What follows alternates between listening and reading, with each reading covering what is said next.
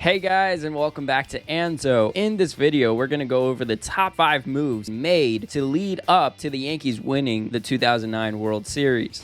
Coming in at number 5, Teixeira. He became the Yankees' solidified first baseman. He signed an 8-year, $180 million contract, which was huge back then, and he performed. In his career with the Yankees spanning over 8 years, he hit 248, 206 home runs, and 622 RBIs. If we go into the 2009 season, he hit 292, 39 home runs, and 122 RBIs. He had a great season that first year. Teixeira also brought a really solid glove to the game. He won the Gold Glove. He had 2 defensive runs saved. In the 2009 season, he had a .997 fielding percentage with only 4 errors throughout the whole season. So he provided the Yankees with a great glove at first base, allowing for all the infielders to really just throw it at him and he could scoop it up, take care of the plays. Now, leading up to the World Series, he had a great ALCS where he actually did a little bit better compared to the World Series stats. He did 222 batting average and he had 4 RBIs. So when it comes to the World Series, Teixeira didn't really show his bat too much. You know, he hit a .136, but he really did perform throughout the season, which allowed them to get to the World Series in the first place. Now, in Game 2 and 6 of the World Series, even though his numbers weren't the best, he did come in clutch. In Game 2, he hit a key home run that helped him win that Game 2. And in Game 6, he had a key hit, which made the game 5-1 and allowed the Yankees to win that game. Overall, Teixeira helped the Yankees more in the 2009 season, providing them with a solid glove. If we look into the World Series, he did provide some key hits in Game 2 and 6, which all those little hits, all those home runs allow for the team to end up winning those games.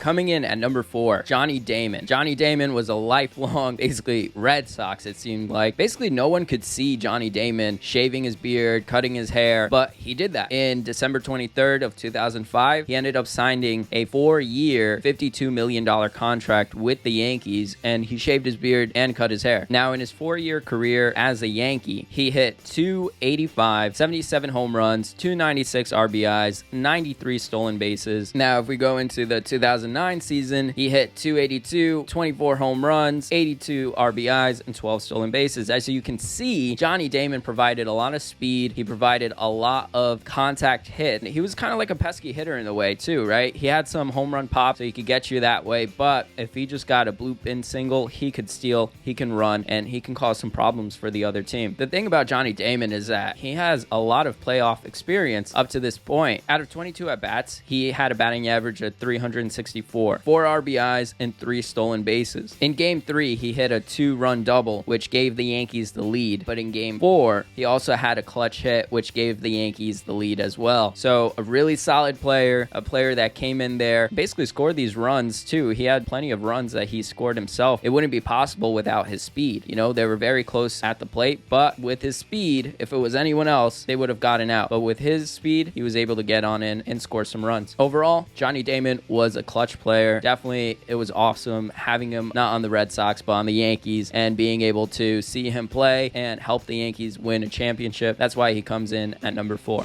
Coming in at number 3, Sabathia. He signed a 7-year, $161 million contract with the Yankees. In his career with the Yankees over 7 years, he had a record of 134 wins and 88 losses, an ERA of 3.81. In 2009, out of 34 games started, he had a 19-8 record, a 3.37 ERA, 230 innings pitched. Amazing. He's a workhorse for sure. 197 strikeouts. They signed CC back in December 18th of 2008, knowing that he was going to provide them with some postseason runs, and not only that, but also go deep into games, allowing them to really have a solid ace. Now, in ALCS, ALDS, CC was the man. He really pitched amazingly in each one of those games that he was in. He had a combined 1.24 ERA for those 2 series, but he was the MVP of the ALCS. In the World Series, he had 2 starts. He had an 0-1 record, an ERA of 3.29, 5 earned runs, and 3 home runs allowed. In Game 1, he went 7 innings, and he allowed 2 home runs to Chase Utley. In Game 4, he went 6.2 innings, innings, and he allowed 1 home run to Chase Utley and about 3 earned runs in total in that game. The good thing about CC is that he kept them in the game. No matter what was going on, who was batting, even though he gave up some home runs to Chase Utley, he still did his job and went the distance. Overall, CC did a lot better in the division series and the championship series, but in the World Series, he did all right, but he did enough to help the Yankees win the World Series.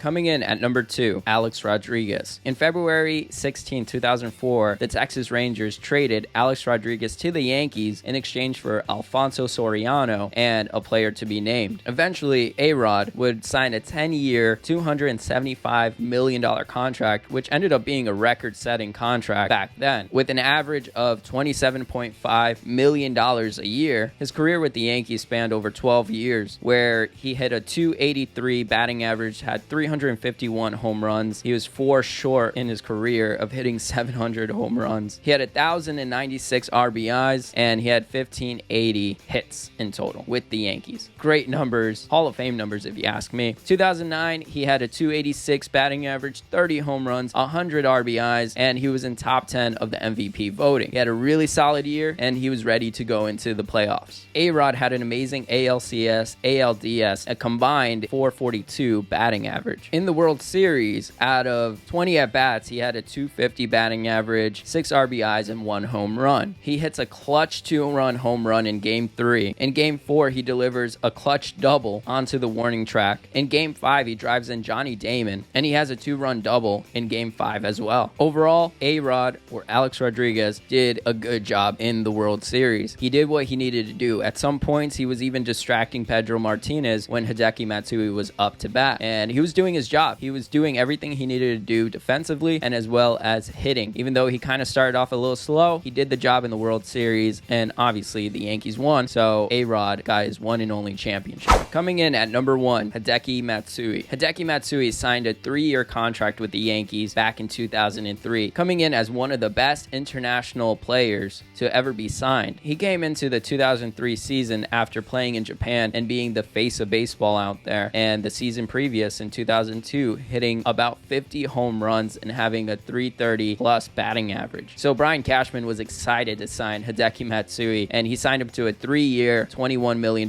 contract. We're talking about $70 million a year, which in my opinion was a steal back then. In late 2005, Hideki Matsui proved himself in those 3 years, and he signed a 4-year extension with the Yankees. 4 years, $52 million contract, and $13 million a year. In his 7-year career as a Yankee, he hit .292, 140 home runs, 597 RBIs, and 977 hits. In 2009, he had a .274 batting average, 28 home runs, 90 RBIs. He was a DH back then, and he played 142 games, so he was very durable and a guy you wanted to have at bat. Now, Hideki Matsui is number 1 for a reason. He did amazing throughout all of the playoffs that year. Just in general, his postseason career, he had a .312 batting average in his career in the postseason. We're talking about a guy that was clutch, that provided hits, and did it really, really well. And with this being his final season with the Yankees and his last postseason series, he made it count. In 13 at-bats in the World Series, Hideki hit 615. He had a .615 batting average. Think about that. He had 8 RBIs, 3 home runs, and all of them were clutch. He was the MVP of the World Series. Hideki Matsui did it all. He had a key home run in Game 2 to gain the lead and win it. He had a pitch hit home run in Game 3, a clutch homer in Game 6, a 2-run homer, not off of just any pitcher, but Hall of Fame pitcher, basically, Pedro Martinez. And in Game 6, he just went off. He had a clutch hit where basically 2 runs scored with the bases loaded, and he also had a 2-run double. He topped it off in that Game 6 victory for the Yankees, and he was the MVP of that series. An amazing job from Hideki Matsui, an amazing way to close off his postseason career. Overall, Hideki Matsui is one of my favorite all-time Yankees. He did it for the Yankees. He was one of the major reasons why the Yankees won that World Series. Without Hideki, history could be different. Thank you guys for watching. I appreciate each and every single one of you guys. If you enjoyed this video and I earned your like, make sure to smash that like button. Not only that, but if you want more daily Yankees content, make sure to hit that subscribe button and turn on the notification bell. And make sure to let me know in the comments below what you guys think. I want to hear what's your top 5. Let me know if you agree with my top 5 or you think I left someone out. There are a bunch of honorable mentions like AJ Burnett, like Nick Swisher that I could have gone more in depth on, but I want to see what you guys think and let me know in the comments below. And if you enjoyed this content, I have plenty more videos. Make sure to check out all of these right here for a playlist of all Yankees videos that I've come out with. Not only that, but a video that maybe is best suited for you. Make sure to hit that subscribe button and like the video if I earned it, and I'll see you guys on the next one.